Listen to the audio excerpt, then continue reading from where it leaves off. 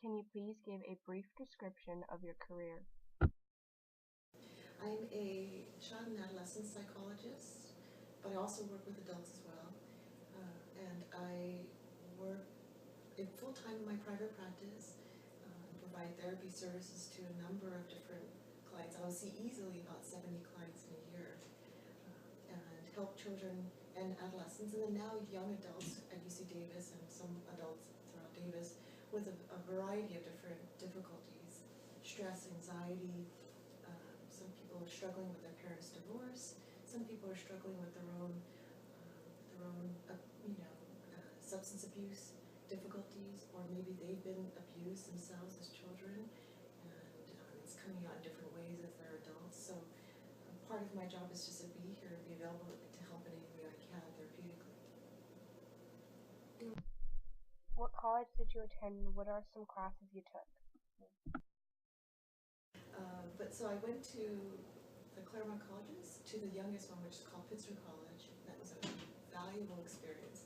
I majored in psychology there, and it was life-changing for someone like me who comes from a family in which I was the first to graduate from college.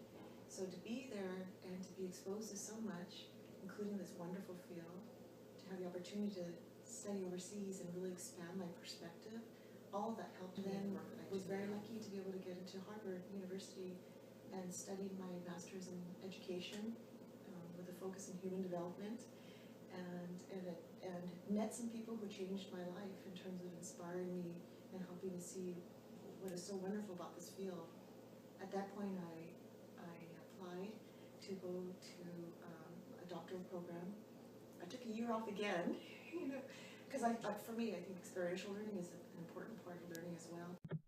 What sort of qualities do you need for this career? I think,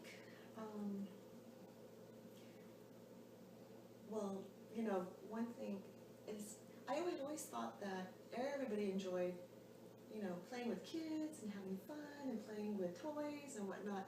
And I was always amazed to discover not everybody does.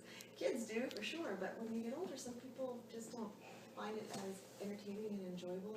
And I always did. I was always fascinated with new toys that would come out. I always loved and marveled in watching kids grow in their ability to play with things or to use toys to express themselves. So I think an enjoyment, genuine enjoyment of working with kids, a sort of enjoyment of the wonder of what it's like to be around them and to see them grow. Having a lot of patience is really important too, because in some of the work I work with some kids who are very who have a lot of behavioral difficulties. So maybe they're pushing the limits with me. Some kids who are on the autistic spectrum, so it's really hard for them to regulate themselves. And it's important that becoming patient and kind of this calm presence is not an easy thing to do, but something that you value as important to cultivate in yourself. And what else? For me, I think it's important to be humble, and I love working with teenagers too. Like, there's a lot of clinicians who are sort of intimidated by the idea, because some teenagers they might come across can push them away, find them to be not relatable. But I hope anyway, my experience is that the preteens and teenagers I work with respond to what feels in me a genuine interest in them, learning from them about the music they like, not only the music, but why do they like it, looking at music videos together, listening to music, and why is this inspiring to you, why does this move you, to hear things from their perspective and to really value and respect where they're coming from. That I think is an important quality, because if your heart isn't in it, I think people will see through it. What is this career field like? Sort of systemically complicated work, working in clinics and with a lot of populations that are very disenfranchised. So maybe I worked in a clinic, for example, in Fairfield for 14 years. Many of the clients I worked with were in foster care, removed from their parents because their parents were using methamphetamines and had sexually abused them, physically abused them, severely neglected them. So to see young children who come to you even at the age of 5, having experienced horrific trauma, that, that could be very hard for many people to see that, to not feel completely heartbroken. So part of, the ups and downs can come with the, almost like, the fatiguing effect of being exposed to trauma over a long period of time. It's called secondary trauma. But part of the work that we do, what's important is our responsibility is to make sure that we as a tool is as neutral and as strong and well trained as possible to do best by our clients. So supervision, consulting with friends or colleagues, making sure that we're checking our what's called transferences, so we're not overreacting or being overly protective or going beyond the boundaries clinically of what we should be doing, and to nurture ourselves and make sure that we take care of ourselves, because we're exposed to a lot in that way.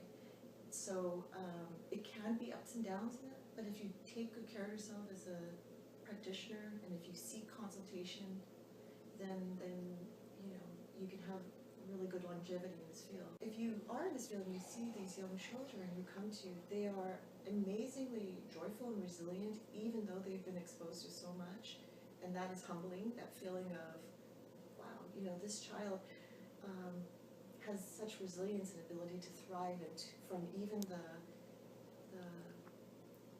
most momentary of positive attachment or connection with them. And so if the work that I can do can help undo some of the trauma or help build the resilience in this child so that they can then be able to thrive, that makes the exposure to the difficulty that much easier, because I'm really focused on being helpful and productive in this way. What is the salary range for a child psychologist? It can vary. People, when we say the career, it could be, some people can get the master's level, master's in social work degree, and somebody can get into the master's of family therapy, the MFT degree. To be a psychologist, you have to have a doctorate, and that allows you to do things like assessments and,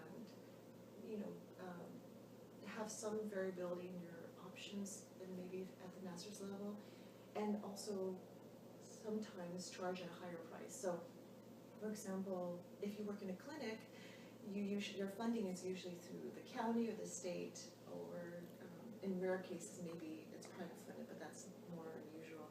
And so you might be paid a set amount, which is anywhere between 40 to 70, 40 to 80, something like that. And but what you gain instead by working in those clinics is this opportunity to work as part of a team of people, doing cross training, being funded to do trainings and go to conferences, and having the support of a larger system. So that's usually, it balances out, the lower funding. But when you're in private practice, a master's level person can charge, this is great, it really depends on each person, they set it for themselves, but let's just say here the average is $90 per hour.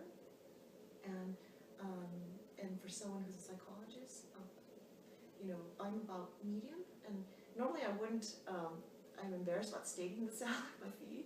My kids don't even know how much I charge per hour, but just for educational purposes, I'll just say, so I charge $125 an hour.